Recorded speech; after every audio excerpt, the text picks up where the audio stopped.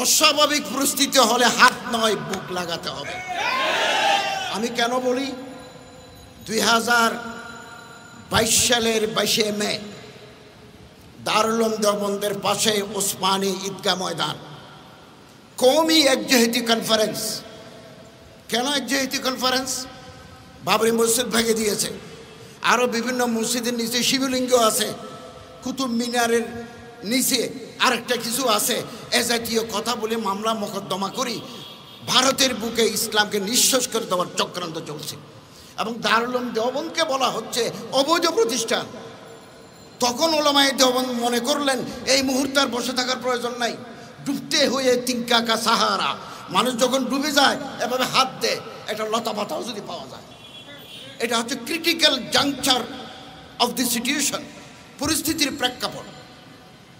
প্রেক্ষাপটে যদি প্রয়োজন হয়। হযরত মাওলানা আরশাদ মদনী সাহেব একই খানদানের, তিনি সৈয়দ সাদাতুল্লাহ আমিরে জামাত ইসলামীর সাথে হাত মিলিয়েছেন, বুক মিলিয়েছেন। আমিরে বেরলভি জামাত মাওলানা তকির রেজা বেরলভির সাথে হাত মিলিয়েছেন, বুক মিলিয়েছেন। শিয়া মুজতাহিদের স্টেজে এনেছেন, দারুল উলুম দেওবন্দের মেহমান খানিয়া চা খাওয়াইয়েছেন। এটা হচ্ছে পরিস্থিতি, এভাবে বাধ্য করে মানুষকে। মানুষ যখন ডুবে যায় লতা পাতা ধরতে চায়।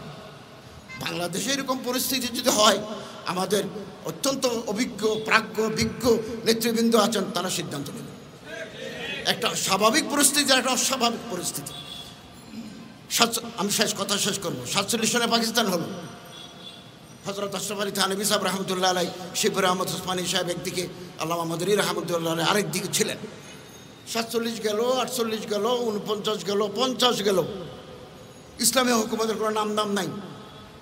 হুদুদ, তাজিরাত, ইসলামী দণ্ডবিধি চালু করবেন এরকম কোনো অর্ডিন্যান্স নাই। সুদবিহীন অর্থ ব্যবস্থা চলবে এরকম কিছু নাই। সেকুলার রাষ্ট্র পাকিস্তান। তখন ওলামায়ে কেরাম ভাবলেন এত রক্তের বিনিময়ে আমরা যে দেশ ভাগ করলাম, কই আমাদের তো কোনো ফায়দা নাই। কাজী আজম সেকুলার,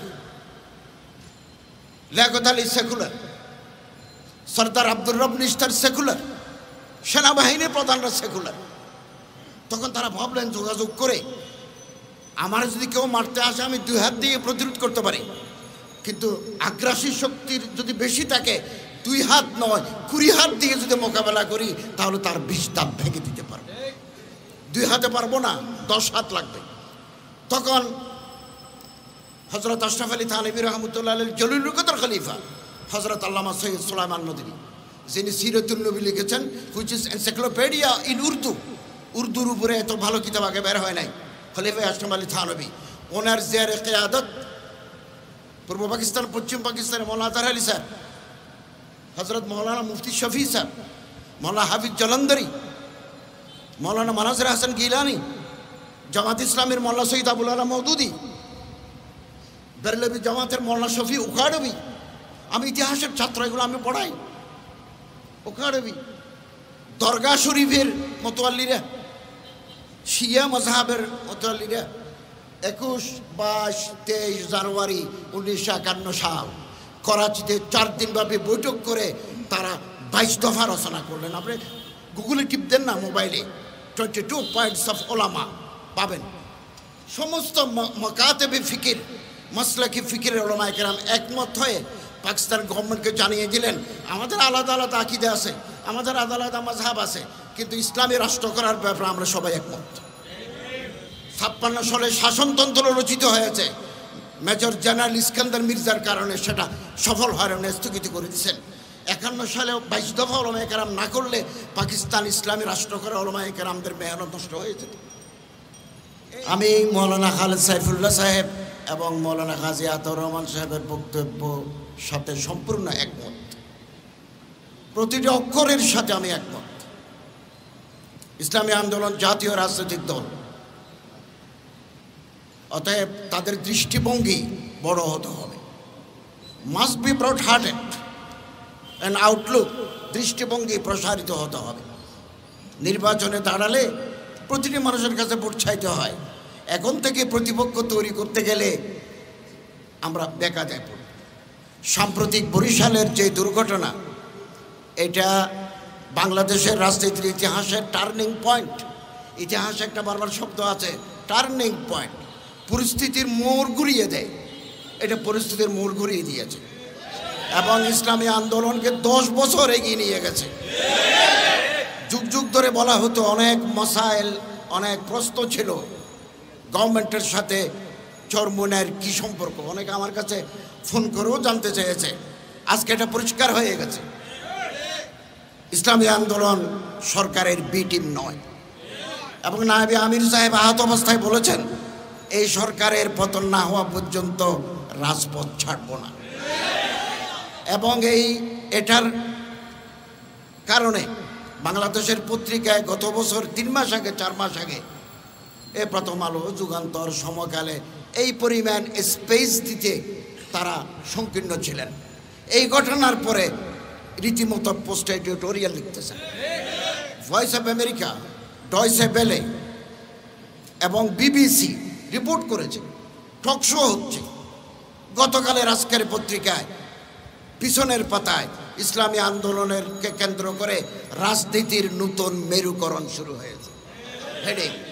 এটাকে অনেক এগিয়ে এই ঘটনা ইসলামী আন্দোলনকে অনেক দূর এগিয়ে নিয়ে গেছে এবং চরমোনাইয়ের হযরতদের যে রাজনৈতিক দূরদর্শিতা, যে প্রজ্ঞা, যে পলিটিক্যাল প্রুডেন্স, এটা প্রমাণিত হয়েছে।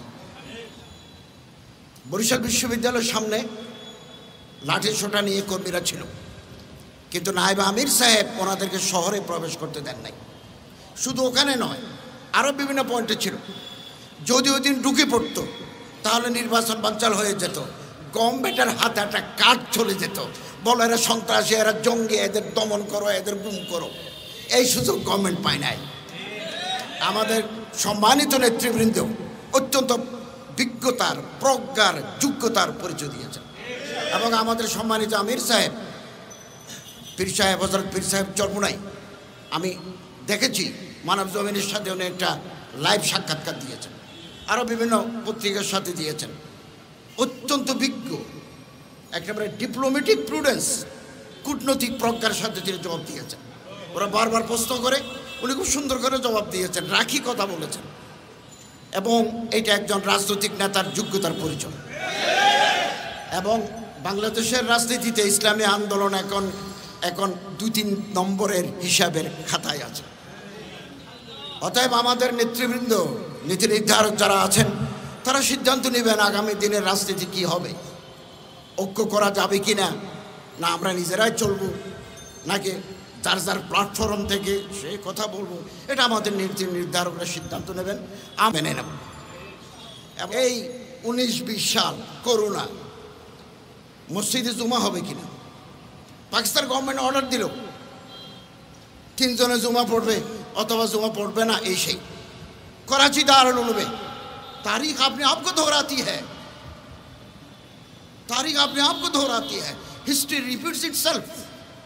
कराची दारुल उलूम में शेखुल इस्लाम तकी उस्मानेर ज़ेर क़यादत জামাত ইসলামী পাকিস্তানের আমির, বেরলভি জামাতের আমির মুফতি মুনিব হাসান, শিয়া মাজারপন্থী বিভিন্ন মক্তবে ফিকের লোকেরা করাচি দারুল বসে করারদাদ তৈরি করলেন এবং পাকিস্তানের প্রেসিডেন্ট ডক্টর আলভির কাছে দিলেন জুমা মসজিদ খোলা রাখতে হবে। ইসলামী আন্দোলন তার প্রতিষ্ঠার লগ্ন থেকে নিজের অঙ্গ সংগঠনের মাধ্যমে সাংগঠনিক প্রক্রিয়া আমরা এগিয়ে যাচ্ছি, আগামী দিনেও আমরা এগিয়ে যাব। আমরা কারোর পকেটের ভিতরে ঢুকে আমরা আমাদের স্বকীয়তা নষ্ট করতে পারি না, কিন্তু আমাদের লক্ষ্য অর্জনের পথে যদি কারো হাত ধরতে হয়, সাময়িকের জন্য এই হাত ধরার মানসিকতা আমাদের থাকতে হবে। আল্লাহ তাআলা এই মোবারক জামাতকে পায়ে তকমিল পর্যন্ত পৌঁছান। বরিশালের ধাক্কা আমাদের ভিতর নতুন চেতনা জাগ্রত করেছে। আল্লামা ইকবাল বলেন, খুদা তুঝে কিসি তুফা সে আশনা করতে, ঘূর্ণিঝড় লাগবে, এখন তো একটা ঘুষি মারছে যে আগামী দিনে শরীর থেকে কল্লা জুদা করে দেবে। খোদা তুঝে কিসি তুফা সে আশনা করতে, তুফানের সাথে তোমার পরিচয় আল্লাহ করুক। কেন কে তেরে বাহার কে মৌজমে ইস্তরাব নেই, আমাদের যে দরিয়া আছে ইমানের দরিয়া, ঢেউ নাই, ঢেউ নাই, এই ঢেউ তৈরি করতে হবে একের পর। পৃথিবীর ইতিহাসে কোনো কর্তৃত্ববাদী সরকার আপোষে ক্ষমতা ছেড়ে দেয় নাই। কেউ যদি মনে করে সুষ্ঠু নির্বাচন দিলে তো আমি জিরো, তিনি কোনোদিন সুষ্ঠু নির্বাচন দেবেন না। আগামী 6 মাস, আগামী 1 বছর বাংলাদেশের ইতিহাসে অনেক নতুন নতুন ঘটনা ঘটতে যাবে। কি হয় আল্লাহ তাআলা ভালো জানেন। ইন্টারন্যাশনাল পোলারাইজেশন, বাংলাদেশের মেরুকরণ কোথায় গিয়ে দাঁড়ায়, আমরা আমাদের সম্মানিত নেতৃবৃন্দের উপর অগাধ আস্থা রাখি। ওনারা যুক্তিসঙ্গত কওম ও জাতির মাফাত হয় এরকম সিদ্ধান্ত নেবেন।